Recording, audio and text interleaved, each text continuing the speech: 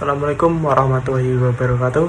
Saya Naufal Akmal Al-Haidar dari Prodi Pendidikan Jasmani Kesehatan dan Rekreasi akan menjelaskan dan menerangkan tentang esai yang saya buat, yaitu Hakikat Manusia. Yang pertama adalah pendahuluan. Manusia adalah makhluk ciptaan Tuhan yang diberkati dan dibekali dengan akal dan pikiran. Manusia merupakan ciptaan Tuhan yang Maha Esa yang memiliki derajat paling tinggi di antara ciptaan lainnya. Hakikat manusia tidak hanya sebagai makhluk individu, melainkan juga makhluk sosial. Manusia sebagai makhluk sosial tidak dapat bertahan hidup secara utuh tanpa interaksi dengan manusia lainnya. Menurut Aristoteles, bahwa manusia adalah makhluk yang pada dasarnya selalu ingin bergaul dan berkumpul dengan manusia lainnya.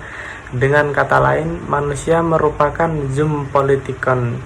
Meskipun kita diciptakan sesama manusia, akan tetapi kita memiliki karakteristik yang berbeda dari setiap individu. Contohnya yaitu tingkah laku, pola pikir, dan sebagainya. Oke, berikutnya pada bagian isi. Yang pertama, pandangan filsafat tentang hakikat manusia. Eksistensialisme. Pandangan ini berpendapat bahwa manusia tidak memiliki esensi yang ditentukan sejak lahir, melainkan membentuk dirinya melalui pilihan dan tindakan. Yang kedua adalah humanisme. Fokus pada manusia sebagai makhluk yang memiliki kemampuan rasional, moral, dan kesadaran diri. Humanisme menekankan bahwa manusia memiliki nilai yang melekat karena kemampuan untuk berpikir dan bertindak secara moral. Yang ketiga adalah materialisme. Aliran ini memandang bahwa manusia sebagian dari alam materi, di mana segala sesuatu yang terjadi pada manusia dapat dijelaskan melalui proses fisik dan biologis. Terus ada yang kedua, hakikat manusia dari perspektif sosial dan budaya. Manusia sebagai makhluk hidup sosial, manusia tidak dapat hidup sendiri. Mereka pasti membutuhkan interaksi dengan sesama. Kehidupan sosial manusia terstruktur dalam bentuk komunitas, kebudayaan, dan sistem nilai yang mempengaruhi identitas perilakunya. Pengaruh kebudayaan juga sangat menentukan bagaimana memandang dirinya sebagai diri sendiri. Tradisi, norma, dan nilai-nilai selalu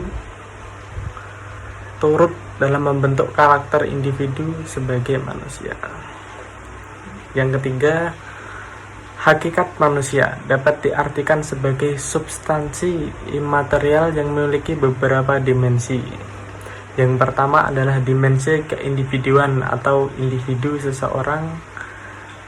Manusia memiliki potensi dan susunan tubuh yang memungkinkan mereka berkembang menjadi manusia seutuhnya. Yang kedua adalah dimensi kesosialan. Manusia memiliki kesadaran sosial dan berinteraksi dengan sesama. Yang ketiga,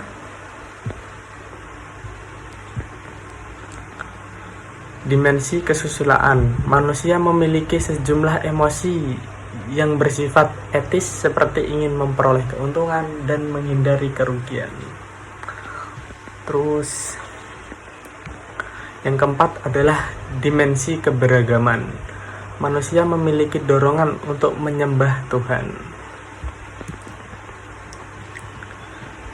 Dari ketiga ini, hakikat manusia dapat diperspektifkan sebagai makhluk sosial dan juga kebudayaan yang berpengaruh pada dirinya sendiri, tergantung dari kita sendiri atau dari individu masing-masing, bergaul dengan siapapun, dari pola pikir, terus kebudayaan, norma, nilai-nilai sosial akan membentuk karakter diri sendiri bagi kita.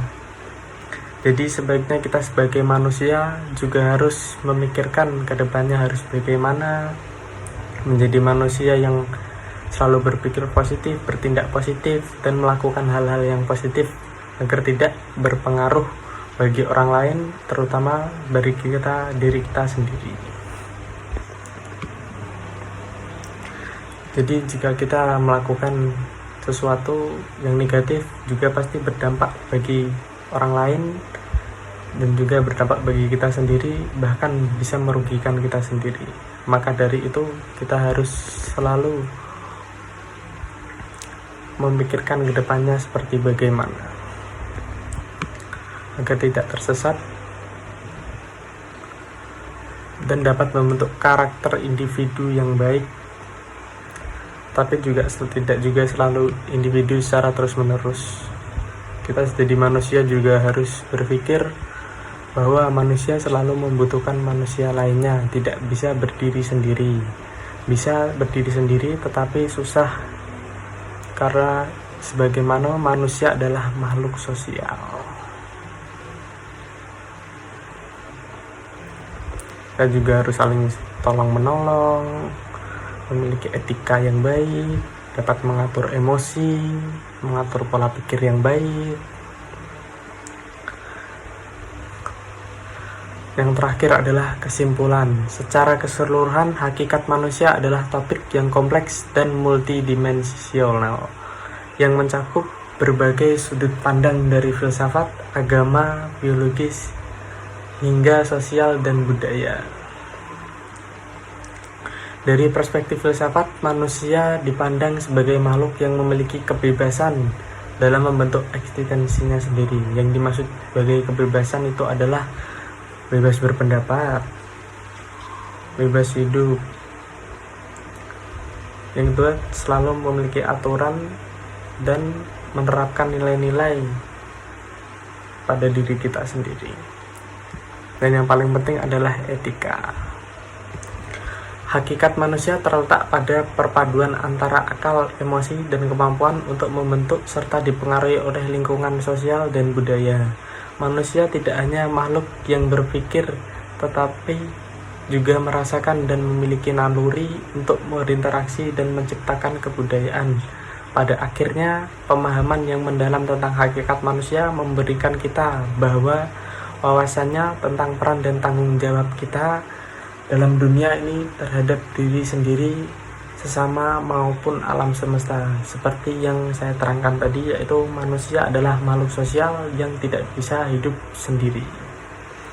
Kesadaran hakikat akan manusia dapat menjadi fondasi penting bagi perkembangan diri, hubungan sosial, dan kontribusi kita terhadap kemajuan peradaban serta pelestarian lingkungan hidup yang kita huni di dunia ini. Sekian dari saya, apabila ada salah kata, saya mohon maaf. Terima kasih.